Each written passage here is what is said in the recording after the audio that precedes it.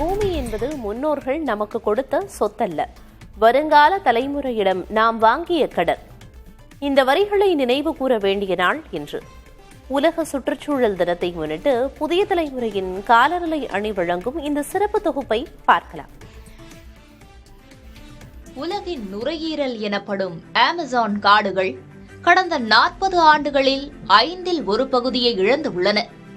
பூமியின் குளிர்சாதன பெட்டியான ஆர்க்டிக் 4 மடங்கு வேகமாக வெப்பமடைந்து 10 ஆண்டுகளுக்கு 12% பனிப்பரப்பை இழந்து வருகிறது. பசிபிக் பெருங்கடலில் மிதக்கும் பிளாஸ்டிக் குப்பை திரட்சி தமிழகத்தை விட 12 மடங்கு பெரியது. இந்த சுற்றுச்சூழல் அழிவுக்கு இந்தியாவும் விதிவிலக்கு அல்ல. உலக மாசுபட்ட நகரங்களின் பட்டியலில் இந்திய நகரங்கள் தொடர்ந்து இடம் பிடிக்கின்றன. இங்கு ஒரு நபர் ஆண்டுக்கு 10 கிலோ பிளாஸ்டிக் கழிவுகளை உருவாக்குகிறார். கடந்த 20 ஆண்டுகளில் வெப்ப அலை, கடும் மழை, வெள்ளம் போன்ற தீவிர இயற்கை சீற்றங்கள் அதிகரித்துள்ளன.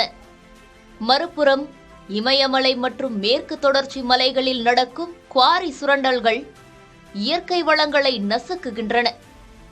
கடலோர பகுதிகளில் கடல் அரிப்பும் நாளுக்கு நாள் தீவிரமடைந்து வருகிறது. மனித இனம் தோன்றியதிலிருந்து மனிதர்களால் ஏற்படுத்தப்பட்ட பாதிப்புகளை விட கடந்த 200 ஆண்டுகளில் ஏற்படுத்தப்பட்ட பாதிப்புகள் மிக அதிகம் என்கிறது விஞ்ஞான உலகம்.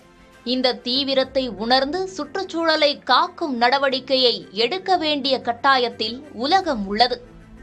இதனால்தான் 1974 முதல் ஜூன் 5ஆம் தேதி உலக சுற்றுச்சூழல் தினமாக கடைபிடிக்கப்பட்டு வருகிறது.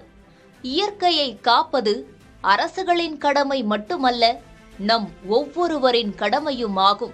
புதிய தலைமுறைக்காக செய்தியாளர் பாலவெற்றிவேல், நவநீத கிருஷ்ணன்.